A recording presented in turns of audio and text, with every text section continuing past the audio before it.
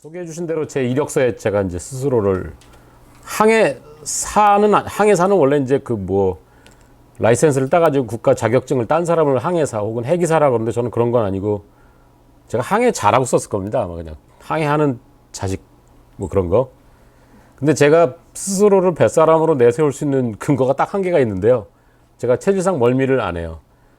평생 정말 험한 바다를 정말 많이 겪었는데 신기하게도 제가 멀미를 안 해요. 그래서 이제 같이 배 타는 사람들은 막 뭐 귀 밑에 막 붙이고 그러는데 그래서 제가 뱃사람의 자격이 좀 있다 이렇게 이제 내세우고 다니는데 제가 주로 하는 일은 이제 바다에 나가 저걸 딱 보면 저게 뭐냐. 그러니까 그 단어를 쓰지는 않았는데 아마 비평에서 중요한 것인지 첫째 알아보는 눈이겠죠. 그 여러 비평하시는 분들에게 보면 사람마다 비평의 출발점이 다르거든요. 저는 그 출발점이 눈썰미라고 생각을 해요. 이번 학기에도 학교에서 이제 비평에 대한 강의를 하고 있는데 학생들한테 무슨 얘기를 하냐면 비평이 하는 질문은 딱 한 개다. 저게 뭐냐. 예를 들어서 눈앞에 이상한 사물이 있는데 저게 예술작품이냐 아니면 돌덩어리냐 뭐냐 저게 뭐냐. 그러니까 존재론적 질문이기도 하죠. 근데 저게 뭐냐라는 질문의 하위 질문은 세부적인 배 같은 경우 모델명은 뭐고 종류는 뭐고 이런 거 기계적인 특성은 뭐고 그래서 그런 리터러시를 기초로 해서 이제 비평이 이루어지는 거죠. 그래서 오늘은 이제 제가 바다에서 최근에 봤던 다양한 모빌리티들과 그 모빌리티의 기계들에 대해서 이제 말씀을 드릴 텐데요. 이 사진은 제가 2011년에 말레이시아의 포트켈랑항에서 찍은 사진인데요. 되게 재밌게도 세 가지 다른 배가 이제 한 컷에 있습니다. 요거는 이제 저 시커먼 배는 전 세계에서 가장 많은 물동량을 보이고 있는 이제 컨테이너선이고요. 배가 항만에 드나들 때는 이제 터그보트에 이렇게 예인돼서 갑니다. 이제 이 배가 너무 크다 보니까 좁은 항만에서 이렇게 기동하는데 한계가 있기 때문에 이 작은 터그보트가 끌어주는데 여기 보면 실이 아니라 이게 팔뚝보다 굵은 줄인데 이 사이의 관계. 그러니까 이 터그보트 선장은 이 터그보트를 해봐야 한 뭐 그저 배수량 한 뭐 300톤? 300톤 남짓. 이러면 3만 톤, 뭐 30만 톤 그러니까 서로 간의 물리적인 관계가 잘 조절되지 않으면 터그보트가 뒤집히기도 하고 사고가 나기도 합니다. 그래서 굉장히 위험하고요. 그다음에 이 배는 제가 잘 모르겠는데 아마 말레이시아 특유의 무슨 전통적인 배인 것 같아요. 그래서 재밌는 게 뭐냐면 배를 타고 전 세계 항만을 가보면 배들의 분포가 다 달라요. 그러니까 이제 북유럽 같은 경우는 그 북해의 해상 유전들이 많거든요. 거기서 나오는 기류를 이제 브렌트유라고 하는데 그래서 해상 유전을 채굴하기 위한 다양한 선박들이 있는데 그런 선박은 대한민국에서는 절대 볼 수는 없죠. 대한민국 근처에는 유전이 없으니까.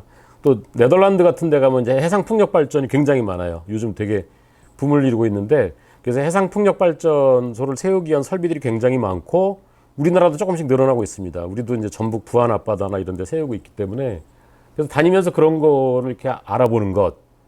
그다음에 알아본 다음에 저걸 도대체 어떻게 의미를 부여할까 생각하는 것. 그게 저의 활동인 것 같습니다. 제가 이게 이제 드렸던 아마 자료의 그 글인데요. 뭐 이걸 다 읽을 필요는 없을 것 같고, 하여튼 이제 배를 타고 가다 보면 뭐 굉장히 많은 것들을 보게 됩니다. 수많은 배들도 보게 되고요. 또 항만에 드나들 때 저반 시설도 있고, 크레인도 있고, 부표 등대 있는데 그런 것들을 다 기록하고 연구하는 것이 이제 저희가 하는 일이고요.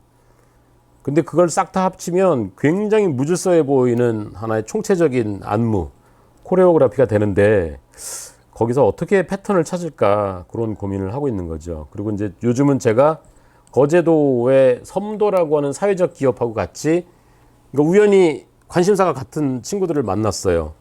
그래서 한반도 연안의 항만들을 다니면서 바다 쪽에서 본 항만에 대해서 연구하는 그런 작업을 하고 있습니다. 아까 함부르크 말씀해 주셨는데 유럽의 항만하고 대한민국의 항만의 가장 큰 차이는 함부르크는 딱 가면 항만 전체가 다 보이거든요. 근데 한국에서는 항만을 볼 수 있는 데가 거의 없습니다. 물론 부산에 가면 볼 수는 있는데 정말 관심을 가지고 저기가 부산항 제8부두구나 라고 이렇게 뚫어지게 봐야 보이지 영도에 딱 쓰면 다 보이긴 하는데 이게 되게 멀거든요. 근데 함부르크를 가보시면 뭐 하여튼 모든 그 항만에서 배 대는 자리죠. 선석이라 그래요. 배 선자에 자리석자.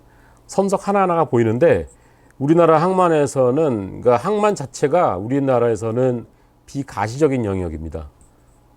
그리고 바다도 엄밀히 말해서 일반인이 볼 수 있는 바다는 해수욕장의 요만한 비치 정도지 그런 노동과 운송과 과학이 이루어지는 바다도 비가시적인 얘기예요. 그러니까 제가 관심 있는 건 그거 같아요.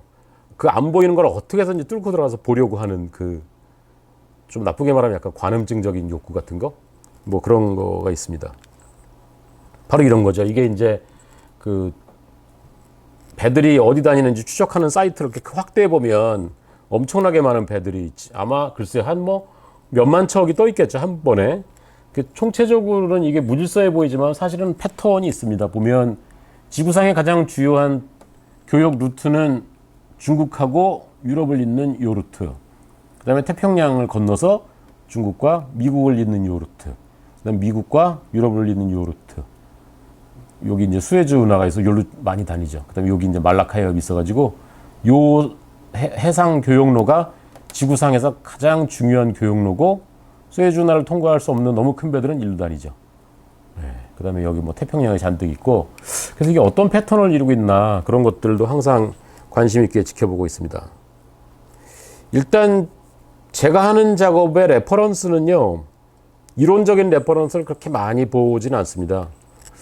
그러니까 전에는 이제 저도 뭐 아마 모빌리티 인문학과 관련되는 그런 학자라면 이제 폴 비릴리오 같은 사람이 대표적일 텐데 옛날에는 좀 많이 봤거든요. 근데 이제 그런 분들이 좀 이렇게 뭐랄까 현실의 디테일들에 대한 관찰보다는 자신의 사상 체계를 이렇게 세우려는데 더 관심이 많은 것 같아서 저는 제가 비평을 하면서 되도록이면 사상을 전제하지 않으려고 해요. 그러니까 제가 제일 경계하는 게 어떤 거냐면 그 보드리아르가 그런 말을 했거든요. 걸프전은 일어나지 않았다라는 책에서 단추로 전쟁하는 시대다. 그래서 저는 그 말이 싫은 게 단추로 전쟁하는데 왜 논산훈련소에 아들이 가는데 울어요. 단추 누르러 가는데 단추로 전쟁 안 하거든요. 유격훈련도 하고 뭐 각계후 전투도 하고 막 박박 끼고 땀 흘리니까 엄마들이 우는 거잖아요. 근데 그런 식으로 그러니까 미사일 발사 버튼 누르는 장면을 어디서 봤겠죠. 보드리아르가. 그래서 이제 단추로 전쟁하는 시대다 그랬는데 그래서 어떤 사상적 틀을 미리 전제해놓고 비평을 하는 게 아니라 대상들을 열심히 관찰하는 거. 굳이 사상적인 어떤 틀과 연관을 짓는다면 요즘 이제 유행하기 시작하는 신유물론이 제 관심사랑 통하는 것 같아요. 근데 저는 신유물론이란 말 듣기 전부터 사물들, 왜냐하면 기계들을 관찰하고 사물들을 관찰하면서 저게 어떤 힘을 가졌고 어떤 강도를 가졌길래 버틸까, 어떻게 저런 일을 해낼까를 계속 오랫동안 관심 가지고 봤기 때문에 사물들이 살아있다는 생각은 저는 오래전부터 했어요. 이제 최근에 신유물론에서 뭐 사물의 생기 이런 얘기 하는 거가 저로서는 전혀 낯선 얘기가 아닙니다.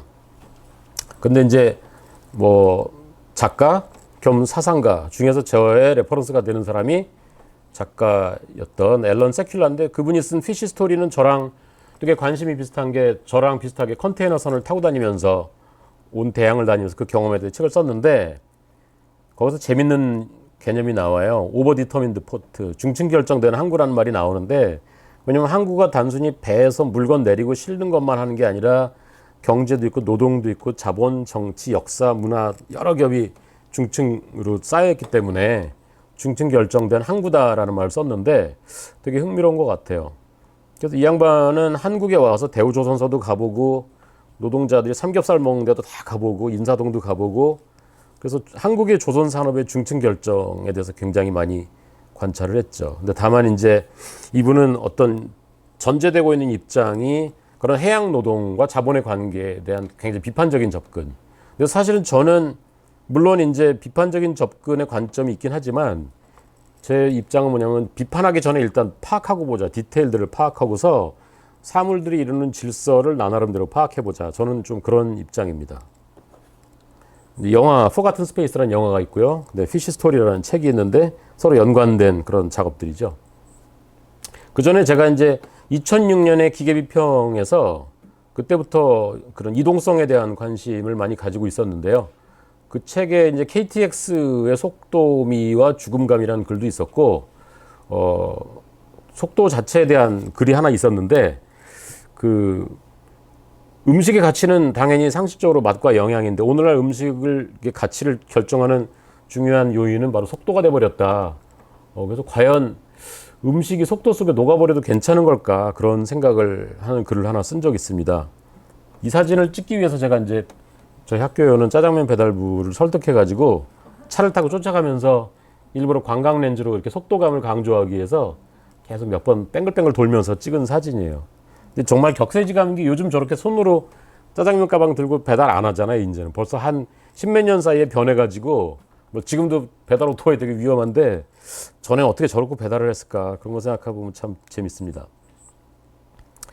일단은 속도를 막는 것들이 되게 관심사인 게 어떻게 보면 현실 세계라고 하는 거는 속도를 내려는 쪽과 속도를 막으려는 쪽, 일부러 막는 게 아니라 여러 가지 요인을 하다 보니까 막히는 거. 예를 들어서 운전하는 사람 치고 교통에 방해가 되려고 운전하는 사람은 없잖아요. 근데 한정된 면적의 도로에 너무 많은 차들이 생기니까 그러니까 교통체증은 아마 해결을 못 할 거예요. 왜냐하면 절대적으로 밀도가 높거든요.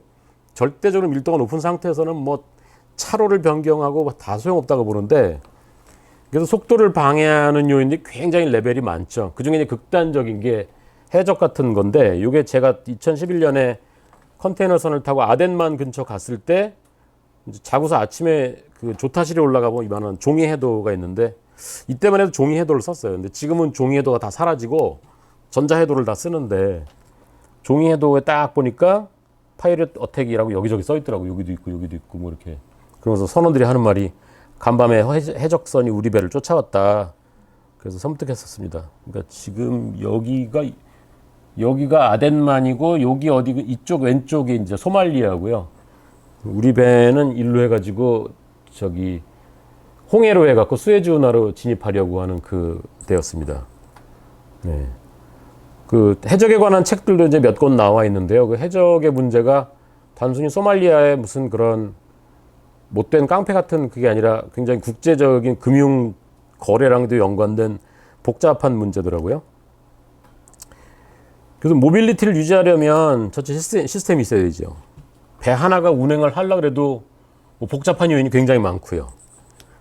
자격을 갖춘 사람, 예를 들어 배가 항구를 나가려면 1등 항해사, 2등 항해사, 3등 항해사 자격을 갖춘 선원들 몇 명 딱 갖춰야 되고, 그 사람들에 대한 서류 다큐멘트가 다 있어야 되고, 그런 자격을 갖춘 사람들. 그 다음에 항공도 마찬가지인데요. 제가 미국에서 라과디아 공항에서 비행기를 타려고 했는데 기내 방송에 뭐라 하냐면, 스튜어디스가 남자 스튜어드가 오늘 근무를 해야 되는데 오늘 아침에서야 자격증이 기간이 끝난 걸 알았대요.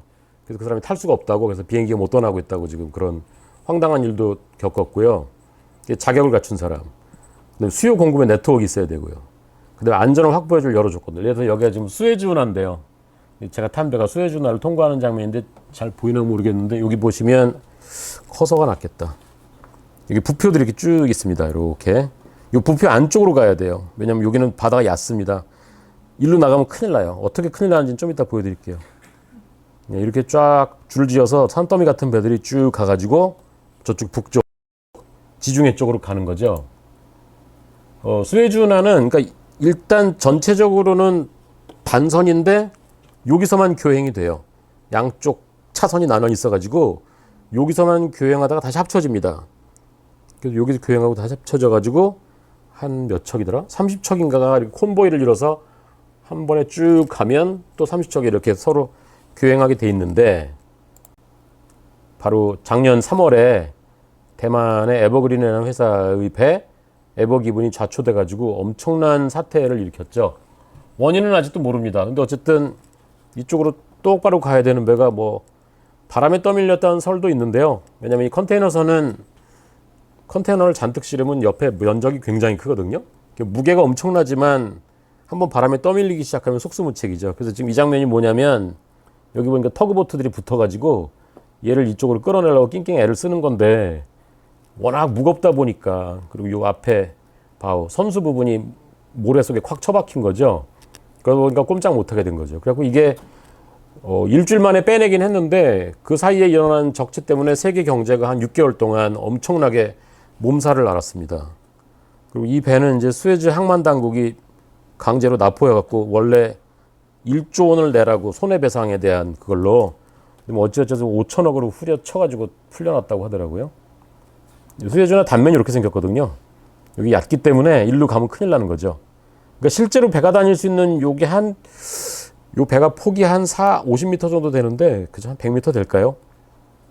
그래서 이게 수에즈운하라는 게 굉장히 다니기 힘든데 수에즈운하로 안 다니면 안 되는 거죠. 그러니까 당장 한국이나 중국에서 유럽으로 배가 간다고 했을 때 수에즈운하로 안 가면 아프리카 희망봉을 돌아야 되는데 어마어마하게 시간이 걸리니까 정말 수에즈운하는 지구상에 사람 신체로 치면 어디라고 할까요? 가장 중요한 어디 뭐 목숨줄 같은 곳. 예. 그래서 일상적으로는 항상 배가 정상적으로 다닐 때는 아무도 모르는데 딱 막히고 나면 사람이 무슨 일로 이렇게 갑자기 숨이 콱 막히면 기도가 막히면 안 된다는 걸 알듯이 이 사고가 수에즈운하의 중요성을 전 세계 사람들에게 아주 강렬하게 각인시켰죠.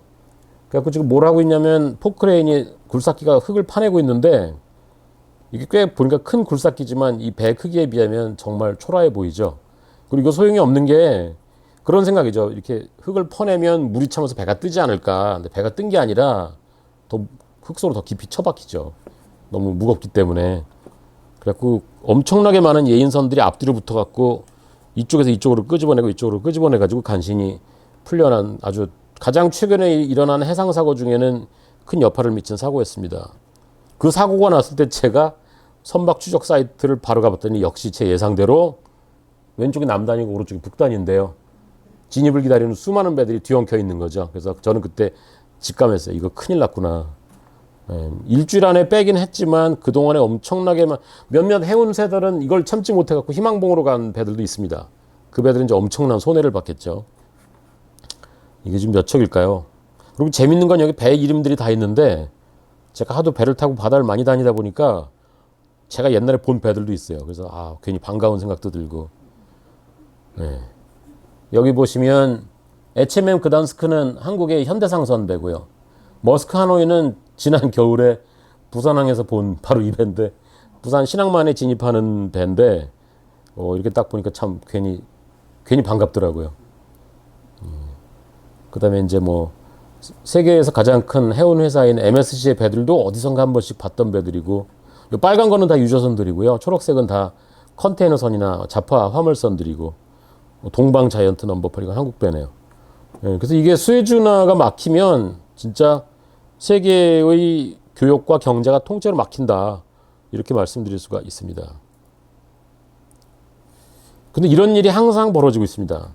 몇 년 전에는 벨기에의 엔트워프항을 빠져나오던 중국 배인데요. CSCL 주피터가 또 모래밭에 딱 걸렸어요. 근데 이 해상사고가 참 신기한 게 여기가 조타실입니다. 여기에 항상 보는 눈이 있죠. 당연히 당직 사관이 있고 선장님은 보통 당직 안 섭니다. 선장님은 선장방에 있다가 불름 올라오는데 24시간 내내 당직 사관이 교대 근무를 하고 있고요. 그 다음에 레이더가 있고 그 다음에 수심을 재는 수심계가 있고 레이더는 만약에 어떤 배가 뭐 한 3마일 이내로 가까우면 경보가 울립니다. 그래서 이게 사고가 날래야 날 수가 없거든요. 그리고 모든 시스템은 백업으로 되어 있고요. 그걸 이제 리던던시라 그러죠. 2중, 3중으로 쓸데없이 해놔가지고 하나가 망가지면 그 다음이 하게. 그래서 사고가 나기 어렵고 그 다음에 이제 항해는 GPS가 해주기 때문에 그것만 따라가면 되게 돼 있는데 옛말에 참 그 말이 맞는 것 같아요. 도둑 맞으려면 개도 안 짖는다는 말이 있듯이 평소 짖던 개가 그날 밤만 안 짖는 거예요. 평소 잘 작동하던 시스템이 무슨 이유로다가 안에서 이런 일이 벌어지는 거죠. 뻘에 깊이 처박혔습니다. 그리고 여기 보면 터그보트들이 수십 척이 붙어가지고 빼내려고 낑낑대는데 이 사진이 흥미로운 게 이 배가 도대체 얼마나 큰지 사람들이 바싹하니까 잘 보이죠. 여기 보시면 작은 눈금들이 있는데 흘수라 그러죠. 사람들이 자꾸 홀수라고 잘못 표기하는데 배가 얼마나 바닷물에 잠기나 걸 흘수라고 하는데 이런 배의 최대 흘수가 약 15m 정도 되거든요. 그러니까 보통 여기까지 찰 정도가 되는데 요 밑으로 15m가 잠겨 있는 그 상태에서 항해를 합니다. 정말 어마어마한 배고 이런 배에 실린 컨테이너 속에 이제 우리가 사용하는 모든 것들, 뭐 전자제품, 과일, 아이스크림, 옷, 하여튼 상상할 수 있는 모든 것이 다 컨테이너에 실려 있기 때문에 컨테이너선, 그 다음에 다른 종류의 선박들은 이 지구 전체를 사람 몸으로 치면 동맥이죠. 동맥을 다니는 적혈구라고 말씀드릴 수 있을 것 같아요. 그래서 몸의 양분을 전해주듯이 필요한 모든 것을 다 전해주는 거기 때문에 저게 막히면 큰일 납니다. 또 하나 우스웠던 사례는, 우습다 그러면 안 되는데, 그보다 더 전에 이제 2005년에 APL 파나마라는 배가요, 멕시코의 엔세나다 항에 또 모래에 탁 처박혔어요. 그래서 파도가 치면서 배가 점점 해안 쪽으로 밀려오는데, 속수무책이죠. 이게 무거우니까 일단 무게를 덜자. 그래갖고 이제 컨테이너를 끄집어내면 무게를 덜겠죠. 근데 이 배는 항만에 컨테이너 드러내는 크레인이 있거든요. 그 시스템과 한 몸입니다. 그걸 쓰면 1분 안에 컨테이너를 드러낼 수가 있는데 그게 없으니까 이렇게 뚝을 쌓아갖고 이제 크레인을 억지로 옮겼는데, 이렇게 옮기면 뭐 하나 옮기는데 한 몇 시간 걸리죠. 그리고 나중에 헬리콥터로도 옮기고 이걸로도 옮기고, 아까 말씀드린 것처럼 밑을 파보자. 그래서 밑을 파면 배가 뜨겠지. 뜨기는커녕 더 밑으로 가라앉고 그래갖고 한 얼마입니까? 4개월 동안 낑낑대가지고 간신히 꺼낸 적도 있습니다.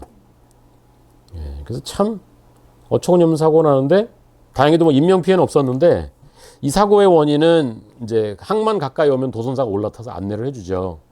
근데 무슨 일로 도선사가 늦게 탔어요. 그랬더니 이 배 선장님이 오케이, 여기는 내가 좀 잘 아는 데니까 내가 그냥 할게, 그러다가 그냥 이렇게 사고가 난 거죠. 그래서 아까 제가 서두에 말씀드렸듯이 이 세상에는 보이는 항구와 보이지 않는 항구가 있는데, 한국의 항구들은 보이지 않아요. 저도 항구를 참 보려고 애를 많이 써봤는데, 부산 신항만 같은 경우는 아예 볼 수가 없고요. 함부르크 같은 경우는 제가 정말 부러운 게, 지도에 보면, 여기 보면 지도에 뭐라고 써있냐면 포토스팟이라고 딱 써 있어요.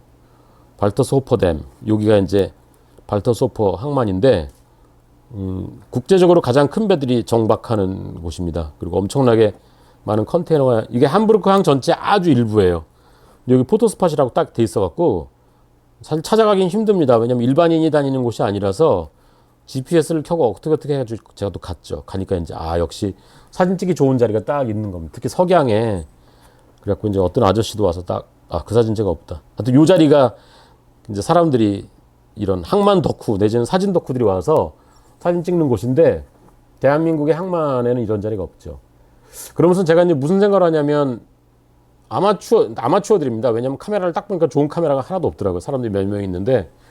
그래서 근데 그게 저는 의미 있다고 보는 게, 일반인들이 항만과 배 스펙터클을 보면서 사진 찍는 게 무슨 의미가 있을까. 아마 그것과 대비를 이루는 게, 그때 코로나 검사를 받으러 갔는데 어떤 사람이 도와주는 사람이 함부르크에 왜 왔냐 그러길래, 함부르크 항이 선생님 말씀하신 것처럼 엄청나다, 볼 게 많다 그랬더니 볼 게 하나도 없다는 거예요. 왜냐면 나고 자란 사람은 맨날 보니까. 그래서 나 지금 한국에는 이런 항만이 없다 그랬는데, 이 항만 근처 모래사장에도 사람들이, 관광객들이 되게 많은데 항상 그 모습을 보거든요. 제 생각에는 의식적으로 뭐 몇 번 크레인이 작동을 하고 있어라고 생각은 안 하지만, 무의식 속에 오랫동안 내가 나고 자란 동네는 큰 배들이 오는 동네, 아마 나중에 알게 되지 않을까 싶습니다.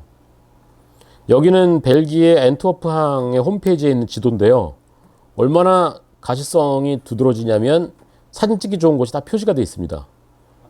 이거는 대한민국의 항만에서는 이런 자리를 아예 갈 수가 없거든요.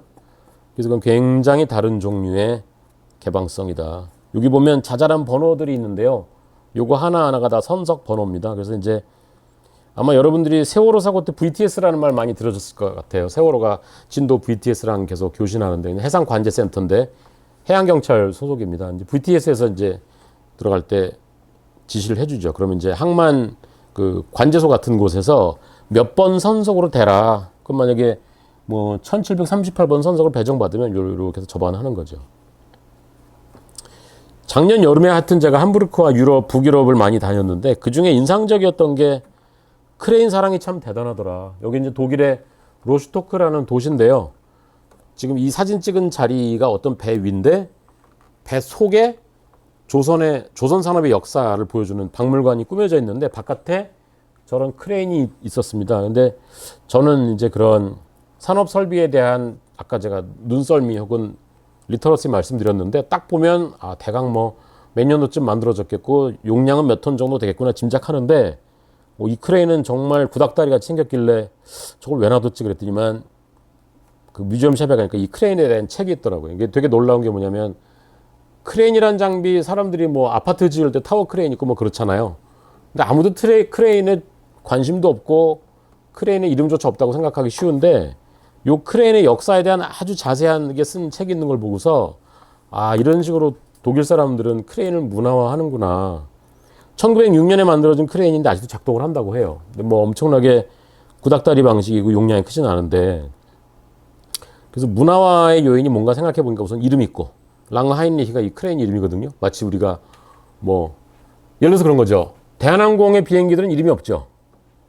뉴욕 가는 비행기는 칼 800 KE082편이 있지 이름이 없는데, 유럽에 가보면 제가 옛날에 이탈리아에서 알리탈리아를 탔는데 비행기 문 옆에 치마부에라고 써있길래 제가 항공사 직원한테 이거 치마부에가 왜 써있어요? 이 비행기 이름이 치마부에라고. 올 때 탄 비행기는 미케란젤로였고, 그 다음에 기차도 이름이 편명마다 이름이 있더라고요. 제가 독일에서 기차를 탔는데 이런 조만한 브로셔에 오토 릴리엔탈 호라는 거예요. 오토 릴리엔탈이 그 행글라이더로 2000번 비행하다가 사고로 죽은 사람인데, 그 사람이 쌓은 데이터 덕분에 라이트 형제가 비행기를 발명할 수 있었는데, 그 기차 그 편의 이름이 오토릴리엔탈로. 딴 기차는 뭐 비스마르크 뭐 이런 식이겠죠. 그래서 각 개별적인 이름을 부여하고 기억하는 것, 의미 부여하는 것. 그래서 랑하인리히, 아마 제 짐작에는 이 크레인에 대한 팬들도 있을 것 같아요. 뭐 정기적으로 찾아오면서 막 사랑스러운 눈으로 보는 사람도 있을 것 같은데, 이름 있고 내러티브 당연히 있겠죠. 1906년부터 뭐 어떤 공사에 쓰였고 뭐 그런 거. 아, 책을 사오긴 했는데 제가 독일어를 다 까먹어갖고 읽을 수가 없네요. 의미를 부여하고. 근데 보존이 정말 잘 돼 있습니다. 이게 사진을 보셔도 아시겠지만 지금이라도 쓸 수 있는 상태로 보존이 잘 돼 있고요. 그 다음에 기억 속의 한 자리를 차지하고 있다. 그거 되게 중요한 거죠. 그러니까 우리나라의 산업 혹은 산업 유산은 이름 없고 내러티브 없고 의미 없고 보존 안 돼 있고 기억 안 돼 있고, 그러니까 문화화되기가 쉽지 않은 거죠. 요거는 제가 덴마크의 오르후스라는 도시를 갔는데 여기에도 안 쓰는 크레인이 이렇게 딱 있어가지고 독 8000이라는 이름이 부여되어 있더라고요. 저 DOK가 영어의 독, 항만을 말하는 건데 8000은 오르후스라는 도시의 우편번호라고 합니다. 근데 물론 이게 일부러 보존하려고 놔둔 건 아니고요. 이제 기능이 다 돼가지고 팔아치우고 싶은데 그 매각할 사람이 인수자가 안 나타나서 그냥 놔두고 있는 거라서, 뭐 저한테도 가져갈 수 있으면 가져가라 그러는데, 예, 공짜로 준다고 가져가래요. 그런데 사람들이 이런 거 보면서 이 요인들, 이름 있고요, 독 8000, 내러티브 파헤치진 않지만 있을 거고요, 의미 부여되고 보존되어 있고 기억 속의 자리를 차지하고 있겠죠. 함부르크가 정말 다양한 크레인의 전시장이라고 저는 생각을 하는데, 근데 함부르크 시민들은 아무도 관심 안 가지는 것 같아요. 지금 당장 요 사진에만 한 4가지 다른 타입의 크레인이 있는데, 여기 보시면 배에서 컨테이너 싣고 내리는 겐트리 크레인이라고 그러죠. 요 타입이 하나가 있고, 그 다음에 요 회색도 겐트리 크레인인데 약간 다른 타입. 네, 요걸 붐이라 그러는데, 붐이 한 개인 거는 용량이 작은 거, 붐이 두 줄로 된 용량이 큰, 좀 나중에 최근형. 보니까 2가지 다른 타입의 겐트리 크레인.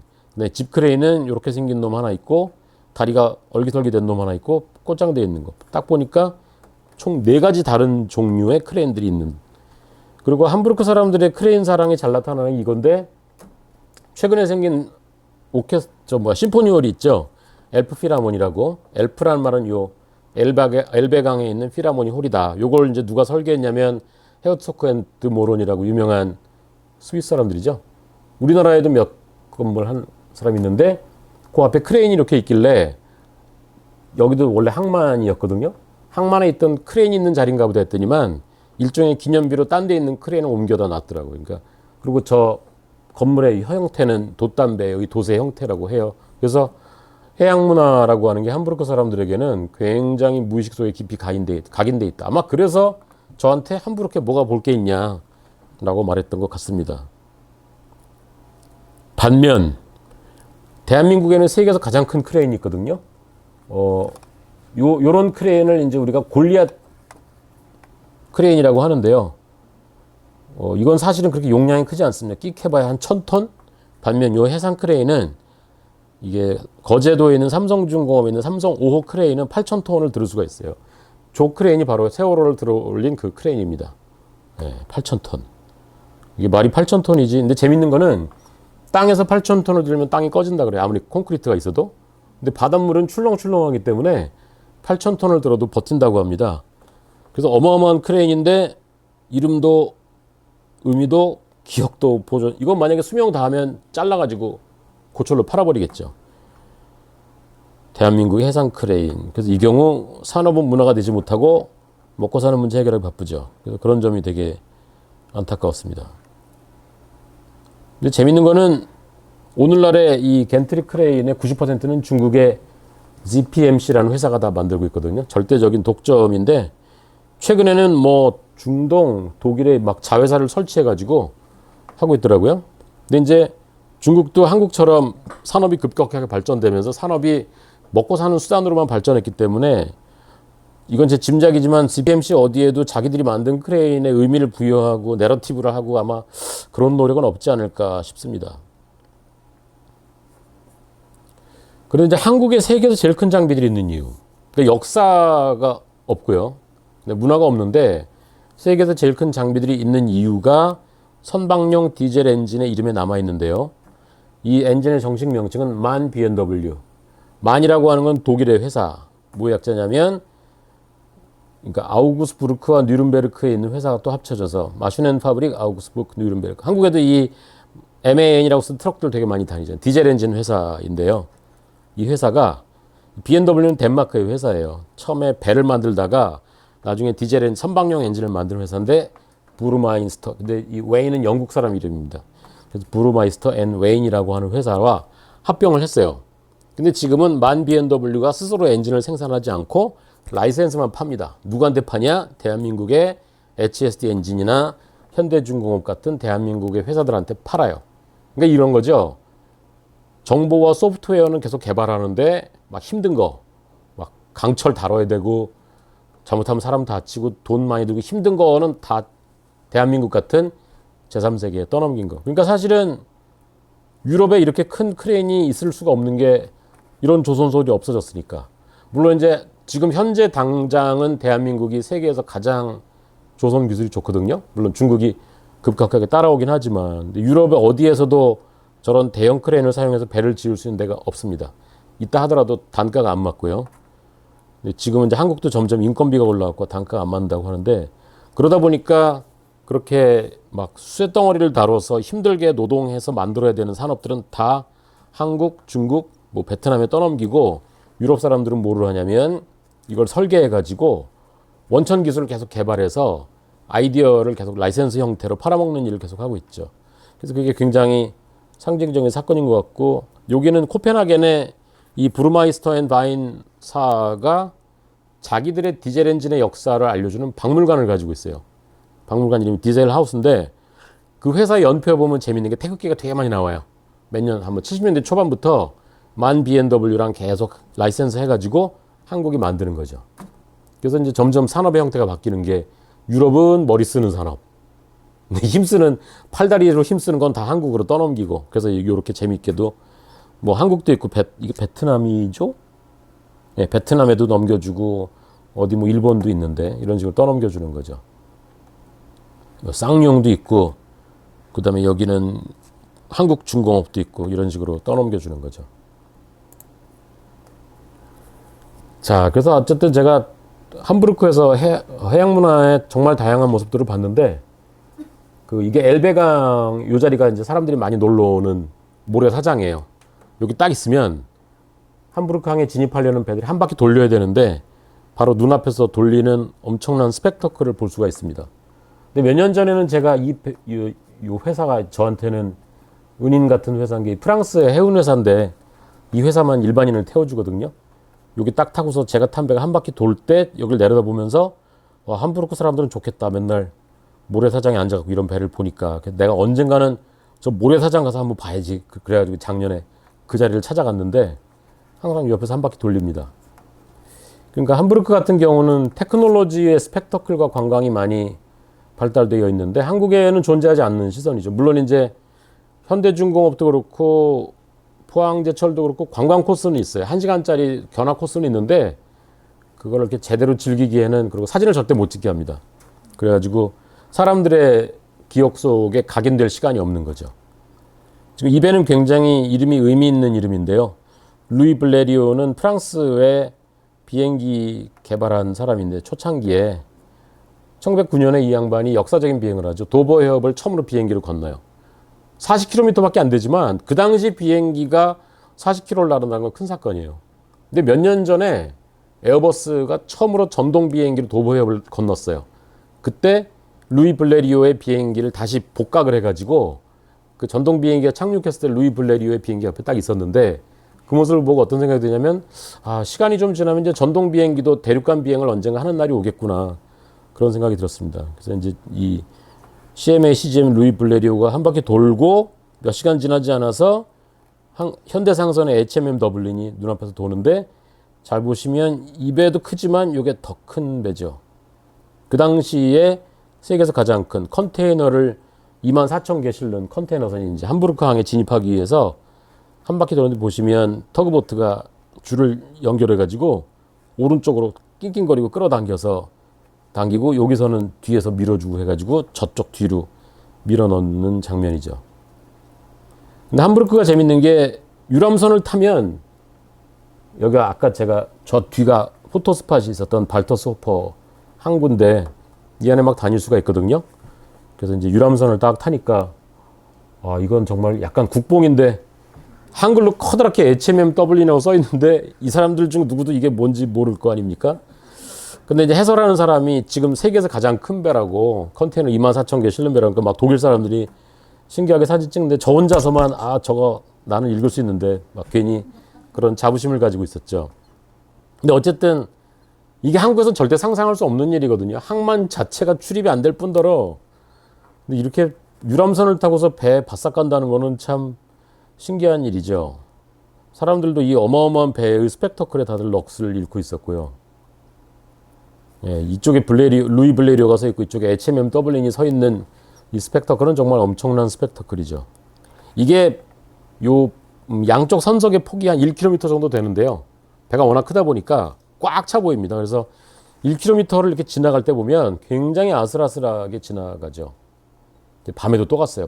밤에 보는 건 또 어떠냐. 근데 밤에 보면 굉장히 더 초현실적인 게 불을 환하게 켜놓기 때문에 이게 어떤 배가 무게감보다는 무슨 이상한 신기루 같이 보입니다.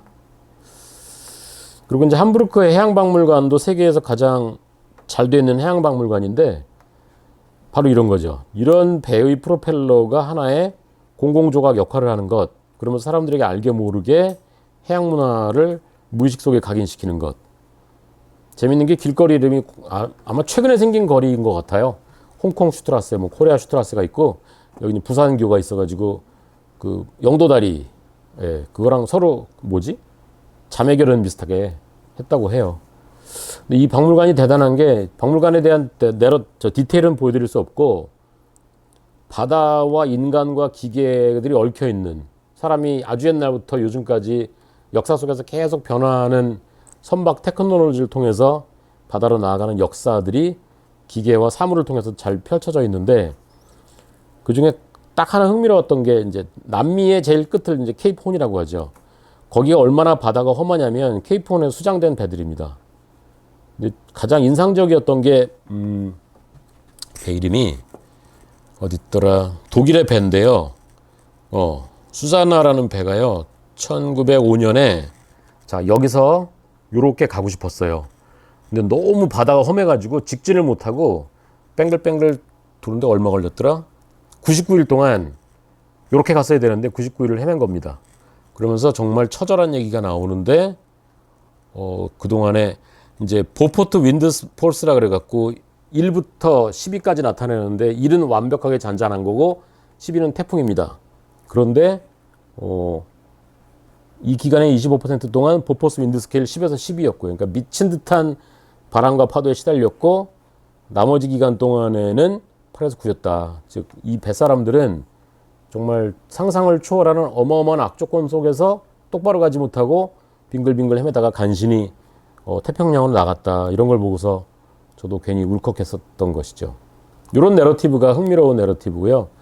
그 다음에 덴마크의 그 코펜하겐 근처 로스킬데라는 데 가면 바이킹 뮤지엄이 있는데 흥미로운 거는 10세기쯤에 바이킹들이 만드는 것과 똑같은 방식으로 손으로 배를 만들어 가지고 항해를 해요. 마침 이 배가 출항할 때 제가 갔는데 이 배가 정말 근데 바이킹들이 정말 대단한 게 그 배를 타고서 노르웨이나 덴마크에서부터 쭉 항해서 지중해까지 갔다 그러거든요.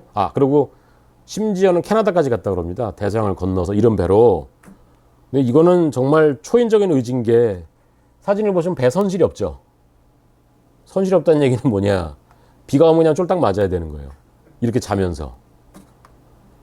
그래도 이 사람들 지금 보면 구명조끼를 이게 이제 조그만한 이산화탄소로 작동하는 물이 닿으면 바로 부푸는 편한 구명조끼를 입고 있지만 옛날엔 이런 거 없었겠죠. 그리고 막 통나무 위에다가 매트리스 깔고 자고 그러는데 그래서 이 바이킹들은 참 강하다 그런 생각했습니다. 그러면서 이제 한편에서는 손으로 나무를 다 깎아서 10세기, 11세기의 기술로 바이킹 배를 그대로 만드는 거죠.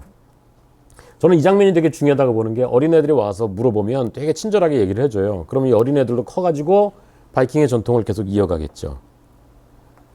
제가 항상 하는 주장이 있어요. 문화와 가장 먼 곳에서 가장 잘 나타난다. 즉 이제 저는 외국 가면 화장실 같은 데 디자인이 얼마나 잘 돼 있나를 보는데 화장실에 써 있는 표지판이나 뭐 그런 거 보면 저는 그게 문화다 생각하는데 덴마크 사람들은 정말 배를 좋아해 가지고 정말 이렇게 항만에 가면 마리나에 가면 배가 정말 많거든요. 근데 어떤 배 이름이 올레레모가 딱 있었어요. 그래서 참 역시 깊이가 있구나. 올레레모는 누구냐면 처음으로 빛의 속도를 정확하게 측정한 사람입니다. 처음으로 빛의 속도를 측정하려고 했던 사람은 갈릴레오 갈릴레이였는데요. 그 사람은 완전 잘못된 방법. 갈릴레이가 바보는 아니지만 전혀 터무니없는 방법을 썼고 올레레모는 목성의 위성이 일으키는 그 위상차를 계산해 가지고 지금 나와 있는 초속 30만 킬로에 근접한 초속 29만 어쩌고 킬로미터를 계산한 사람이에요. 근데 어떤 사람이 자기 배 이름을 올레레모로 졌다. 저는 이런 게 굉장히 의미 있다고 보는 거죠. 이 장면도 저는 굉장히 어설프지만 의미 있는 게 이게 배를 좋아하지 않으면 할 수 없는 일인데 일부러 가장 못 가게 생긴 배를 만들어서 가족들이 타고서 와인 마시면서 즐기고 애들은 튜브에 묶어갖고 따라다니는 건데 이게 가장 배답지 않은 배지만 제 생각에는 배를 알지 않으면 만들 수 없는 배다. 일부러 느리게 만들어가지고 강에서 천천히 가면서 즐기는 거죠. 이게 그래서 해양 문화가 참 덴마크가 굉장히 폭이 넓고 깊다 그런 생각을 했고 그 다음에 코펜하겐 항만에서 본 모습인데요. 한진해운은 이제 한 몇 년 전에 부도 나갔고 역사 속으로 사라져 버렸죠. 근데 재밌는 게 전 세계 항만을 다니다 보면 한진해운의 흔적들이 보여요. 이 컨테이너 칠 안 바꾸고 쓰니까. 그래서 저는 이 모습을 보고서 마치 한진해운의 이름이 유령처럼 전 세계를 떠돈다 그런 생각이 들었습니다. 유럽에는 바다에 관한 신화 중에 방랑하는 화란인이 있죠. 이게 플라잉 더치맨이라는데 그 말이 와전돼서 그렇지 원래는 꼭 네덜란드 사람들이 이렇게 방랑하는 건 아니라 그래요. 근데 이제 뱃사람들 사이에 많이 떠도는 전설이 평생을 저주를 받아갖고 떠도는데 무슨 미녀가 나타나서 키스를 해주면 구제받을 수 있다.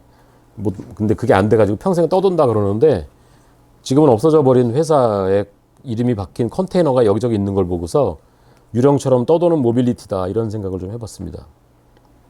자, 그래가지고 여기까지가 서론이고요. 제가 지금 시간을 벌써 10분이 남은 건가요? 와, 시간 되게 빨리 갔다. 이제 서론했는데. 그래서 어쨌든 근데 한국에는 함부르크항 같은 그런 유람선이 없거든요. 그래서 그러면은 뭐든지 조그만 배를 하나 빌려가지고 나도 항만을 보자. 그래서 어찌어찌해서 빌릴 수 있었던 배가 요트를 빌렸습니다. 통영 요트 학교 요트를 빌려가지고 카메라 찍는 분도 있고 다른 사람 거제 섬도의 직원들과 다 같이 우리가 울산, 부산, 거제를 이제 나눠가지고 쭉 봤죠. 그러면서 아까 말씀드린 이름 붙이고 내러티브를 부여하고 기억과 의미를 부여하는 작업을 쭉 했더랬습니다. 근데 겨울 12월 말에 갔는데요. 겨울 바다가 정말로 추워가지고 1mm도 피부를 노출시키면은 견딜 수가 없어요. 제가 배전에 타가지고 기록하는 모습이고요. 그래서 요거는 그 중에 일부인데, 근데 이 여행은 엄청난 불확실성이 있는 게, 요게 부산항입니다. 지금 여기 영도고요. 여기 영도대교가 이렇게 있고, 여기가 남항이 여기 북항이고, 여기는 현재 부산 북항 개발하는 자리고요. 요게 이제 컨테이너 터미널들이 쭉 있는데, 여기 방파제 안이 부산항입니다. 과연 요 안을 레저 요트가 가도 되는지 안 되는지를 아는 사람이 아무도 없어요. 왜냐하면 어떤 사람도 레저 요트를 타고 북한을 들어간 적이 없기 때문에 한마디로 미친 짓이죠. 그래서 우리가 일단 가보자. 쫓겨나면 할 수 없고 굉장히 많이 쫓겨났어요. 남항에서는 깡깡이 예술마을이 이제 많이 개발돼 있죠. 간신히 한 자리를 찾아갖고 배를 묶으려고 그랬더니만 순시선이 오더니 딱 이랬어요. 레저 요트는 묶으면 안 됩니다. 딱 그 말 들었을 때 사람들이 레저 요트 그러면 굉장히 럭셔리하다고 보거든요. 그래서 우리가 놀러 다니는 줄, 뭐, 알 리가 없죠. 뭐 하는지. 놀러 다니는 줄 아는. 왜냐면 거기 막 처절하게 일하시는 막 고깃배들이 있는데 허여멀건 배가 와 있으니까 꼴 보기 싫었던 거죠. 나가라 그래서 나갔는데 어쨌든 법적인 것도 다 확인해 보고요. 해보니까 뭐 큰 문제는 없는 것 같아요. 그래서 이 루트대로 다니긴 다녔지만 멀리 사람이 보일 때마다 저 사람이 우리한테 나가라 그러나 막 되게 초조하게 하면서 이렇게 이런 루트를 따라서 쭉 다녔습니다. 근데 이제 제가 그런 고민했죠. 우리가 하는 거는 구경인데 이걸 어떻게 합리화하지? 일단 단순한 구경꾼은 수동적이죠. 예를 들어서 뭐 홍수가 나거나 불이 났다 이렇게 보다가 불이 다 꺼지면 가죠. 그리고 아무 의미 부여를 안 하는데 우리는 적극적이고 능동적인 구경꾼이다. 이거 가도 되는지 안 되는지 모르는 상태에서 막 다녔으니까. 그 다음에 쿨한 구경꾼이니까 왜냐면 나가라면 우리는 다 나갔거든요. 그리고 100% 전문가는 아니지만 이런 환경과 시설을 어떻게 문화의 차원으로 해석해서 풀어낼까 진지하게 고민하는 구경꾼이다. 근데 사실은 항해자들이 굉장히 많이 다니면서 항만을 보죠. 근데 그 사람들의 관심은 딱 하나밖에 없습니다. 안전. 어떻게 하면 북한을 안전하게 빠져나가서 뭐 일본으로 가고 중국으로 갈까. 그 고민이지 북한 재개발이 되니 뒤에 있는 초량동의 산하고 항만의 스펙타클은 무슨 관계고 이런 생각 안 하죠. 근데 우리는 그런 생각을, 즉 이 광경의 의미를 해석하려고 하는. 근데 나중에 그거를 하나의 뭐 학술적인 성과로 낼 거기 때문에 학술적인 구경꾼이다. 이렇게 스스로를 정의를 했습니다. 그래서 해양 항만에 대한 지리지를 작성해. 그래서 이제 지금 이번 겨울에는 남동 한반도의 남동 쪽에 있는 항만만 다녔는데 서해안 또 남해안 서쪽 그다음에 동해안을 다 다녀가지고 한 3년 정도 계획을 해서 이렇게 두꺼운 해양 지리지를 작성할까 그런 생각을 하고 있습니다. 저 같은 경우는 옛날부터 이런저런 일로 이렇게 바다와 항만을 보다 보니까 의도하지 않았는데 이런 역사적인 차이들이 보여요. 2007년에 사진 찍은 부산 신항만인데 이때 이제 막 항만을 땅을 파서 만들고 있었더라고요. 이 산 이름이 용망산인데 용망산을 막 근데 이때는 이게 왜 파는지 몰랐는데 나중에 여기가 부산 신항만이구나 알게 됐습니다. 이때도 이게 뭐가 뭔지 몰랐는데 이게 거가대교가 지금 놓여지고 있죠. 이 다리가 생기기 전에는 부산에서 거제도 가는데 2시간이 걸렸는데 거가대교가 생겨갖고 반으로 줄어들었다. 여기가 이제 가덕도입니다. 우리가 여기 잠깐 정박했었는데 요 자리에 이제 신공항이 생긴다고 하죠. 그러니까 우리는 그런 생각을 하죠. 몇 년 후에 와보면 여기 모습이 완전 달라 있겠구나. 여기를 싹 다 깎고서 활주로를 논다 그러거든요. 그래서 아마 어마어마한 변화가 있지 않을까. 그래서 우리는 이제 장기적으로 내년에 또 와보고 후년에 또 와보면 계속 모습이 변하겠구나. 그런 생각을 하죠. 근데 현재는 이렇게 모빌리티에 대한 를 둘러싼 갈등이 벌어지고 있습니다. 우리는 가덕도 신공항 반대한다 이렇게 써놨더라고요. 2011년에 신항만을 또 이제 완성된 다음에 갔습니다. 갔는데 선석이 텅텅 비어 있죠. 지금 이 배는 운항하러 온 게 아니라 수리받으러 온 배고요. 텅텅 비어 있길래 아니 이렇게 항만 이거 선석 하나 만드는데 배 하나 될 자리 한 길이 400m 정도 만드는데 돈이 한번 1,000억 이상 든다 그래요. 와 그래서 이게 엄청난 돈이 들어갔는데 이게 텅텅 벼도 되나 하는 걱정이 들 정도로 이건 왼쪽 선석인데 텅텅 비어 있죠. 그리고 텅텅 비어 있었습니다. 2012년에 또 갔는데도 또 선석이 텅텅 비어 있었어요. 그런데 그래요. 이제 그 당시 배에서 본 모습인데 재밌는 게 요 조그마한 바위섬 이름이 토도인데 항해자들이 이게 중간에 걸리적거리니까 제발 없애달라 그래고 이거 폭파해서 없애버렸죠. 자, 요게 이제 오늘날의 부산 신항만의 현황인데요. 선박 위치 추적 사이트에서 캡처한 건데 선석이 꽉 차 있죠. 근데 이게 사실 좋은 게 아닙니다. 지금 빈자리가 거의 없는데 지금 부산 신항만은 이 새로운 신항만 덕분에 부산항이 현재 세계 6위의 항구로 점프했습니다. 그전엔 몇인지 모르겠는데 지금은 포화 상태를 넘어서 마비 상태라 그래요. 부록 해양문화와 이름짓기의 관습인데요. 위는 이제 항해하면서 본 자잘한 것들인데 이거는 저는 되게 관심 있는데 뭐 이런 거가 묘박지에 대한 걸 썼는데 재밌는 거는 그 항만에 들어올 배들이 기다리는 곳이거든요. 묘는 닷 묘자고 박은 정박한다 하는. 근데 재밌는 게 숙박도 마찬가지 삼수변이겠죠? 그죠?